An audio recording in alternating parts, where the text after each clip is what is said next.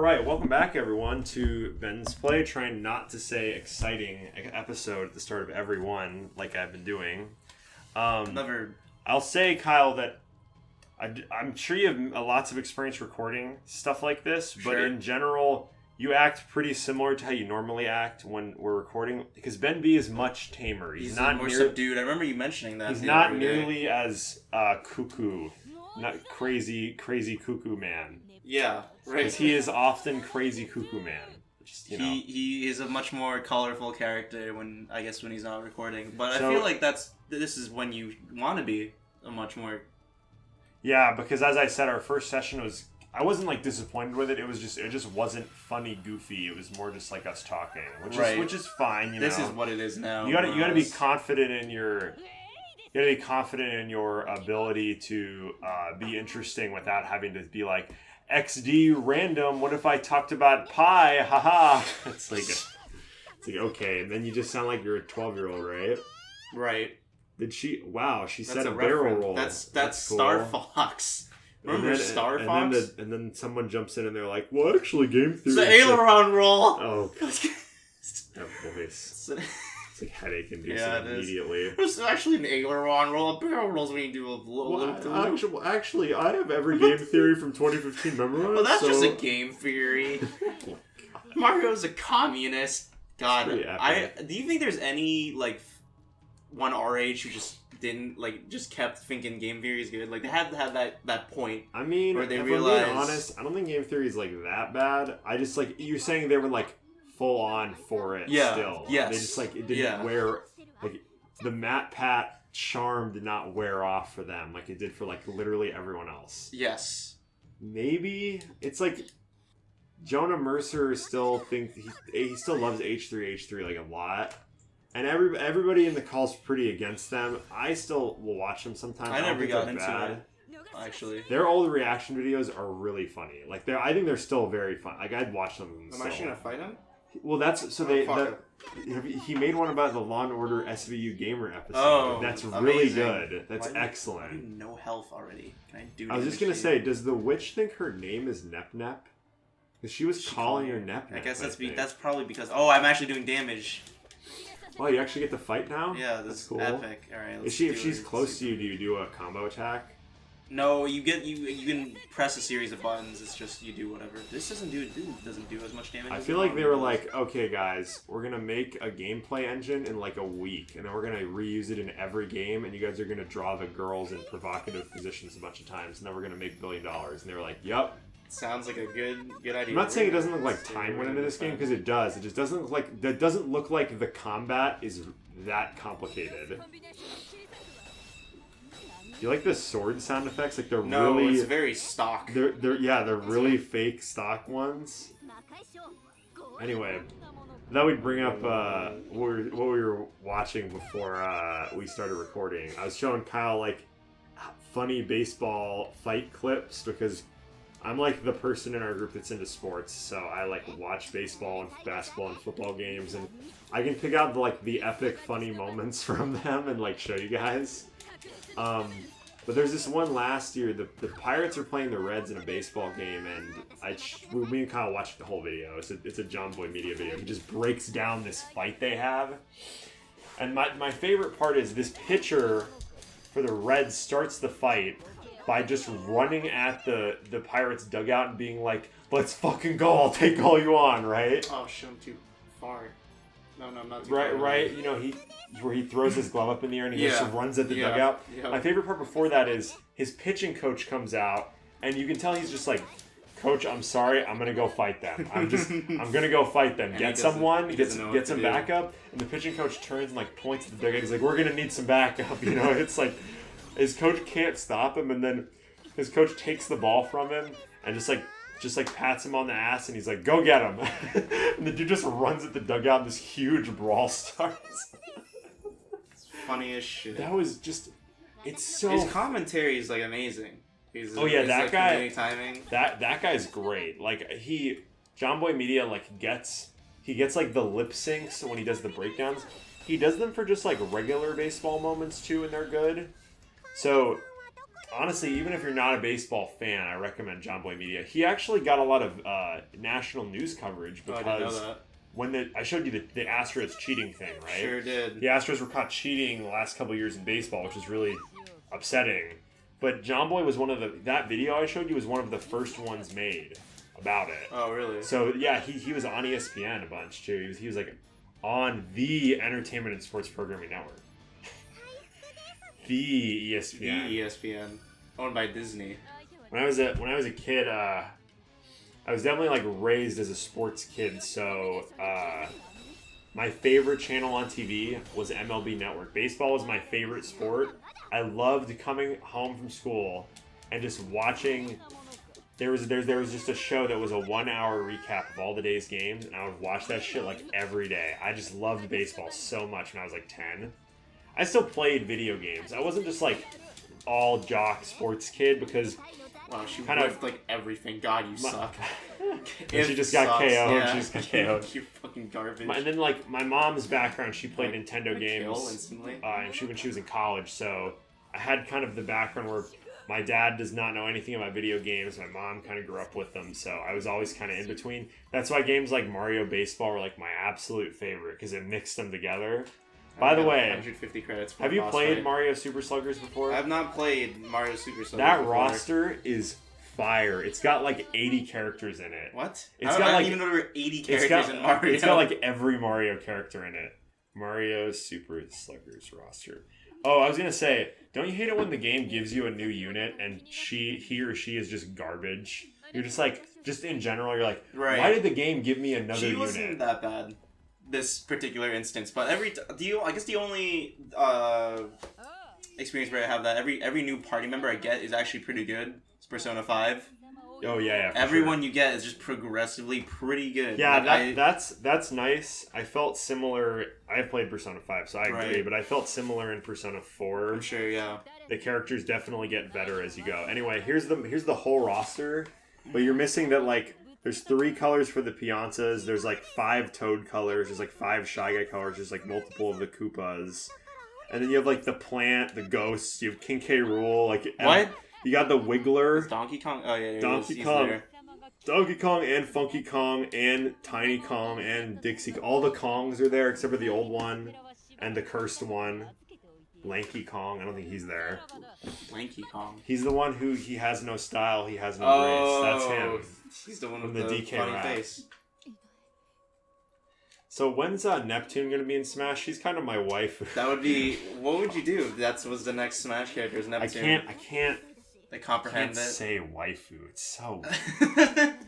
That actually reminds me. It is. You're absolutely right. I feel like I want to die. Anyway, if she was in Smash, I don't know, whatever. Yeah, it would be whatever. I love Smash, so my policy on it is if the character they make is fun, I'm cool with it. I'm going to be honest, their first round of DLC was not my favorite. It's not because they were bad. In the first run? Yeah, Joker's fun. That's the big... Joker's fun. Hero's fine. I don't dislike him. Banjo is like too boring. Terry is too complicated. Maybe I'm just being a dumb Smash player, but I just don't. Imagine pressing buttons. I don't vibe with them. I don't vibe with them. I can do the moves. I just don't vibe with the moveset. If we're gonna get one comment on any of these, it's gonna be this guy's a fucking idiot. He doesn't know how to play Terry. It's like, I'm doing my best here. It's just. And then the last character was Violet, who's fine, I guess. I was showing. That was a weird addition. Yeah, it felt really out of place. I thought they were going to do all, like, franchises they'd never covered. Right. Then they were like, boom, Fire Emblem, and everybody was like, no! Fuck! I thought we escaped this! Yeah, because there's like a million, like, they definitely have the highest percentage of characters in that game, right? Other than Or Mario, I think. Right. Or Mario and Pokemon, I think it's high. Yeah. But yeah, there's lots of Fire Emblems. And then... Min Min is really weird. Super unique character. I can't say I'm a huge fan, but I don't dislike her. I feel like she doesn't have that many moves, because A is one arm and B is the other. What? And then you can swap what one of the arm's weapon is, so the moves change. It's a really weird playstyle, though, because you kind of have slow arm attacks, because it's from arms that are just really long. It's bizarre. Anyway, so sure of that. So, I mean... So, you know, back to the game for the last, 5 minutes of our recording session. Jesus Christ. It kind of feels like this is a game that people play. This is going to sound like anyone that plays this is going to sound mean. Yeah. I'm just not going to say it. It sounds like you play it like, when you play this game, you like go into it and you just play it for 12 hours. Like, I can do that with Persona as well. You just shut off the lights and play the game the entire day. That's the vibe I get, because I feel like we've been here for 2 hours and almost nothing has happened. We got to like a major story point, maybe? Yeah, but But yeah. The witch kind of... She knows who you are. are. Do we know her name? No. Did they say her name? I don't think so. She was just question marks? She knows that you are Neptune. The Hyperdimension Neptune. The Hyperdimension one? Yeah. That Neptune? Not she like knows the your planet? Purple heart. Yeah, not the Roman version of Poseidon. Why do I feel like there's going to be like time to play anime OP song over intense boss fight in this game? That would be that's epic. Going to happen a lot. That's going to be the coolest thing ever. I wonder how soon we'll get to the point where we don't use these two characters anymore and just use all the other... What are the shares? The what? The shares. What is that? What is that? Oh, I don't fucking know. Maybe. Why is it all the others? Do we have to like grow Planet Neptune's power? I don't know. I don't think they've explained that to me yet. Maybe they have, and I'm just not paying attention. All right, Wandering Girl. Wandering What Girl. The fuck? Oh, that's like a 3-year-old. Yeah. She's so tiny. She's kind of sitting on the ball creature like cat thing, though. Speaking of button inputs, as we're going back to Terry here, where you're getting interested in Under Night in Birthright when that goes on sale, we're probably gonna get it. Yeah. I just like, I haven't played a fighting game that's not Smash in like a long time, so I just want to try something that looks interesting. Does look, because I have that on the Switch. It's pretty neat. It's better than Blaze Blue. Blaze Blue is bad. Blaze Blue Cross Tag Battle. That's fun. Like I legitimately have fun playing that game against other people. But you are calling it bad. No, I mean like regular Blaze Blue. I've only played a little bit of the first game, so maybe it's better in the next game. But that first one wasn't my cup of tea. Apparently, no, it did. Did it have a big roster? A lot of characters? I think it progressively adds more. It had like maybe it's like Mortal Kombat 1 size roster. I remember being like, dang. Grand Blue Fantasy Versus got really clean, that really clean side games art style. And also, I was looking into getting into a fighting game, but that was just a $60 game that had 11 characters at launch. Like, that's not cool. That's not very good. Like, the fact that Street Fighter V launched with so few, like 16, I was like, wow, they're kind of ripping us off, because I'd been playing Super Street Fighter 4 or Ultra Street Fighter 4, which has like 60, right? It's like 1 million. So, you know, they work their way up and they scam you by making you buy 5 season passes of DLC so you can play all the characters. It's like, I definitely just wait until like the super duper mega deluxe version. Yeah, but the problem with that wait is like 5 years, right? Like if you got Street Fighter 4. Well, Street Fighter is like an outlier because it goes through like a million. Well, not necessarily an outlier, but Street Fighter goes through. For a single game, goes through more revisions than like any other fighting game I know. Yeah, that's true. Street Fighter 4 release date, July 18th, 2008. Because like Mortal Kombat, you just wait a year or two and then you'll have the complete version with all the characters and all the DLC and bullshit. Injustice the same way. They're both NetherRealm. When my voice went deep, I was reminded of have you seen when the Game Grumps played Doki Doki Literature Club? No, I didn't do that because I was was scared this of voice for Doki Yuri Doki. that's like, hello there. It's like really, it's like hello main protagonist man, how's it going today? And it's like, ugh, it's like really creepy. It's like funny, but like creepy funny. Anyway, you were scared of Doki Doki Literature Club? Yes. I did not know you when that game was popular. Yeah. So Ultra Street Fighter 4 came out in 2014, so there was a 6-year gap between the original and Ultra. Right. Anyway, so Doki Doki, really weird story. So my roommate when I was a freshman, so I think I was just one of the million people that just watched somebody else play it. I didn't actually play it. Right. Maybe it was like when I was in like Markiplier. Maybe I did wait for the Game Grumps, but it took them a while. So what the hell? What's that box? Is that different? But anyway. Yeah. Guess they didn't make a sprite for him. Or Can you save in the menu? No. Oh. I mean, okay. yes, I think so. Yeah, yes. Anyway, so my roommate, who was when I was a freshman, he actually played that game. He was like, he's not like crazy into games, but I know he plays them a good amount, especially now because of quarantine. But he like brought his GameCube and he played Harvest Moon sometimes, and he played a lot of Fortnite with his friends, which is cool. What's the name of the game? Yeah. The first like man we're introduced to is this man. Anyway, yeah. Why is there a joke here that her name is hard to say? I don't know, because you said Neptunia fine. Apparently that was okay, but Neptune, which is Anyway, he played Doki Doki Literature Club, and he came back. I don't even remember egging him on to do it either. He came back and he was like, "Yeah, wow, that was crazy," and I was like, "Yeah, it really is. It's seriously messed up." Honestly, so have you never seen the rest of that game then? No, I know what happens in it. Because the last part of that game is such a bizarre video game experience. It's really, really interesting. Because you can just sit there for hours and they'll keep going. Well, yeah, but like the whole last like sequence, the last couple hours where the game like bugs out and things are like fucking weird and they say like evil things in like different fonts and like their eyes disappear. Real, and yeah. It's real. Their eyes turn real. Their yeah, eyes turn yeah. real, like a creepypasta. No, that's totally crazy. Another series, I think I was like, dude, Game Theory's gonna figure this one out. Did he? And then he did, I think, but I honestly do not remember what happens. I think it's like Yuri's like insane, and she's like in an insane asylum or something. I'm not sure. She has like powers or something. Oh my god, it's about a console war. Anyway, feel free to stop at the next stop with what you have. We'll just keep going until then. Oh god, why did they choose CPUs as the because acronym? It's a computer But word. I know, but in the game it means something else. Right. So they saying they represent like the hearts of their consoles, or they were their consoles. I guess. So if I like go up there and I'm like, "Yo, green," and I like kill her, all the Xboxes will stop working. Oh my god! I think that's what I think they are representative, like the entire land. Xbox exits the gaming industry Xbox exits the console market because I went up to video game heaven and I killed the anime girl, and now all the Xboxes stopped working. That would be pretty good. You know, I'm surprised there isn't.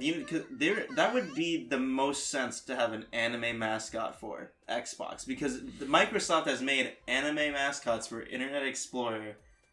Microsoft made them? They made a mascot for Wait, Internet Explorer. what are you talking about? What? I think her name's Inori Aizawa.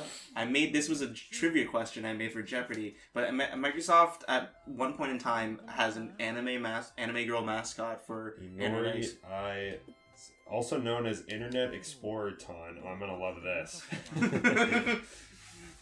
Okay, they made this though. Oh, chapter 1 clear. Yeah, they made that. Wait, we finished a chapter? Perfect timing. Oh, that's her name, Arfwar.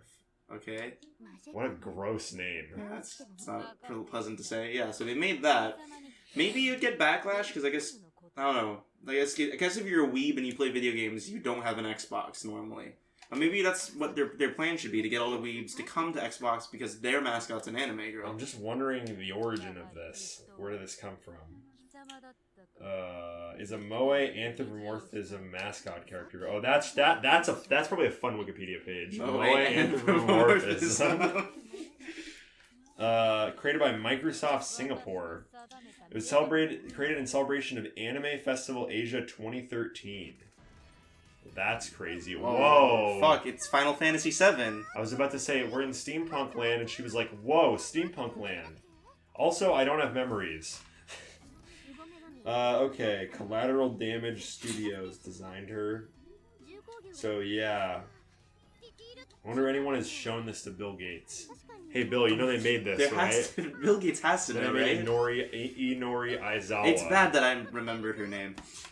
Yeah, probably. Yeah. It's like because when you said that, I was like, Kyle, Microsoft did not make Internet Explorer, Chan. I'm sorry. No, I know. Yeah, no, I know.